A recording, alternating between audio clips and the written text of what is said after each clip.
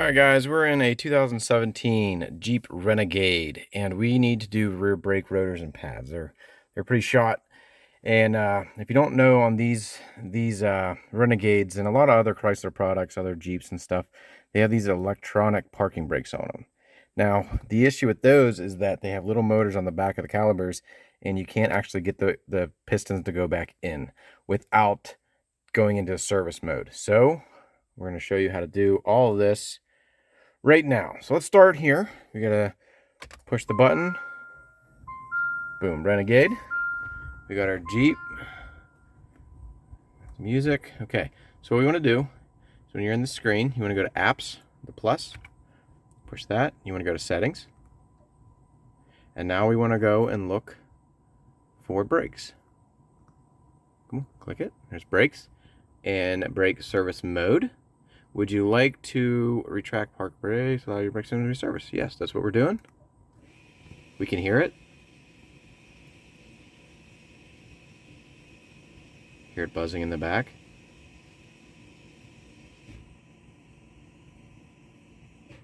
A lot of buzzing. Park brake retracted, reset, press brake pedal. Okay, well there we go. All right guys, let's jump in the back of this thing and start ripping and tearing.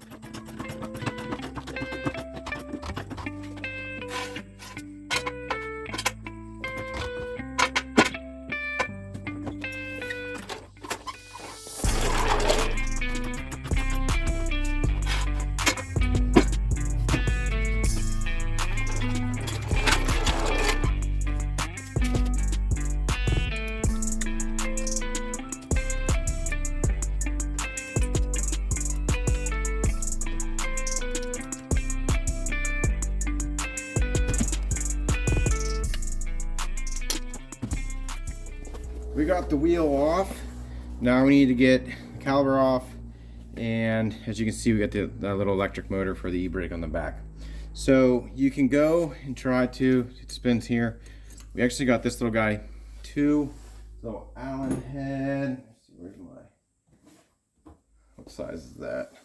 Number 5. Number 5, get that on there, see if I can break it loose. Probably a good idea if you can actually get somebody to hold the brake and do this, but no, we got it loose. There we go. Let's take this guy off first. Here we go. If you have to, you might have to drill that out, but luckily today we're able to get it off. Now, back here, this is a 13 or a half inch, and then right here is going to be a 17 mil if this starts, the whole thing starts spinning. So what we'll do is we'll mess with this.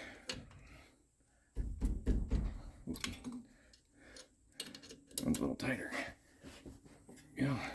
See how it's all spinning? Get my arm in there so you guys can't see anything. There we go. You put that 17 mil. Just loosen it up. Okay, we on bottom. Yes, too. And we'll get this off. This is loose. You can get it off. Got a little bit of Loctite on this guy. So we can get this off with our fingers. Short can. Get that off. Now it should just come right off here. We just kind of put this up to the side. Just out of the way. This doesn't give us much room, but stay. Okay, now on the back, I'll get you a better camera. We're gonna make sure these sliders are moving real nice. We'll take them apart, put some lube in them. But these two bolts on the back, like I said, we'll get the camera back there. We got two 17 mils. We get those off, and then we can smack this rotor, and it'll come right off. All right, we're coming in behind here. If we can get a good camera view of it, but we got a 17 mil up top here, and we have a 17 mil down below.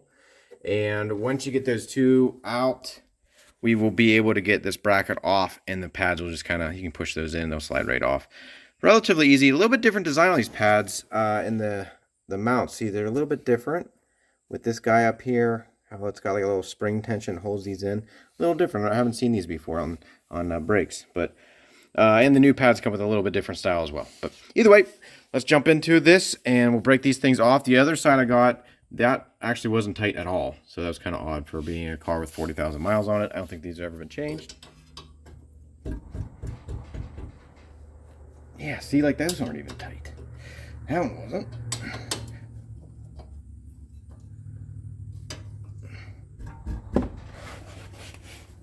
Okay, that one's got a little more to it. That's kind of what we want to see. No, it doesn't. Jeez. Unless I'm He-Man, which I don't think I am. Ours aren't very tight.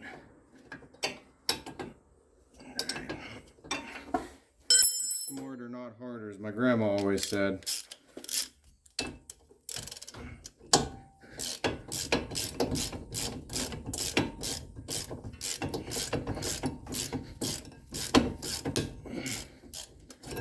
Whoa, jeez. Well, don't do that. Catch it. Don't let it fall. Be wise. All right, since we're not saving these, you can smack these basically wherever you want. You can smack them on the back here. Smack them here on the hub. Just loosen it up and get this thing off.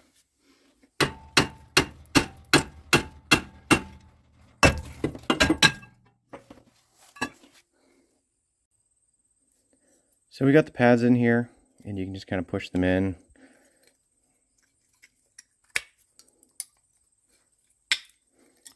Just kind of pop right out. Just watch.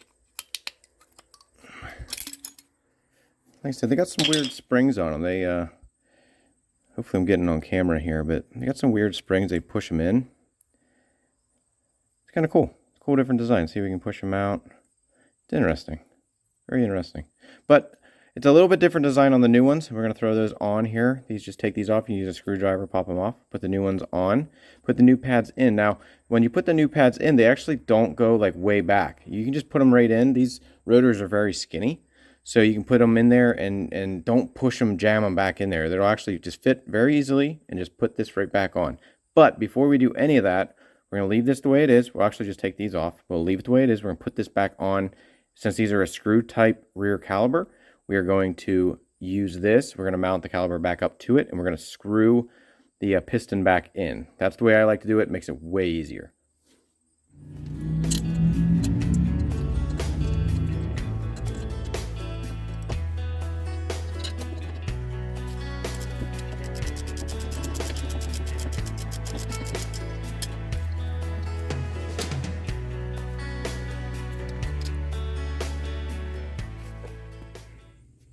Okay, so here we go. This is what we're talking about. I got it all mounted back up. Keep the rotor out.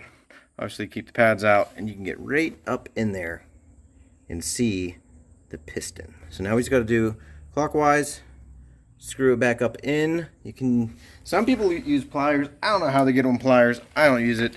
I use this little guy. It's kind of still a pain in the butt. You can buy a better one at like Harbor Freight and stuff that actually mounts to this, but this little guy works fine. So we're gonna get this on there, spin this in. It spins in basically till it stops, and then you're good to go. But it goes in pretty quick actually. So.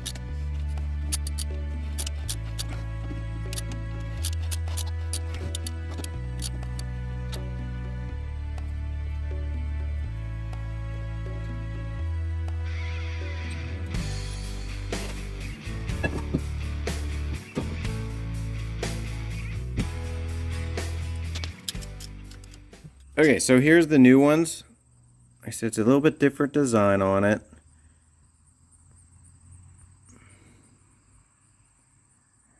But like I said, it gives you enough room. You'll have to press these out just a little bit to make them fit over the rotor. But yeah, once they're on there, you can tighten everything down. We'll get these on here. But make sure you note where the squeaker was. That's where the squeaker was on this one when it came off. So we put it back on, same one. Mopar, my guess is these will never change. So, oh boy.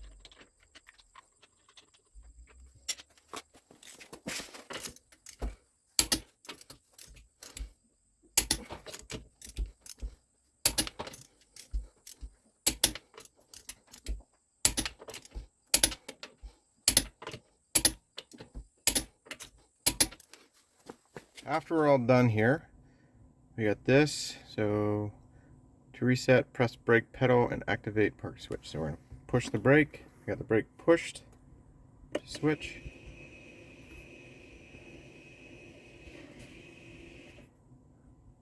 Guess we're good. No weird lights. Looks good to me. Okay, so we got the car out of the garage. Went up through the driveway real quick and back down, make sure everything's good. No weird noises. We want to test the e-brake to make sure nothing's screwed up there. It's very important. We got no lights on anywhere. But, so we're gonna pull on the switch. We're gonna listen. Okay, I could feel it in my foot. I could hear it. I go to the brake, car is steady, not moving. Brake lights on. Again, nothing weird. We're gonna take it off. Can hear it, deactivate it. Looks good. If you guys got any questions or comments, don't be afraid to leave them in the comments section. If you give me a thumbs up, that'd be awesome. All right, guys, God bless.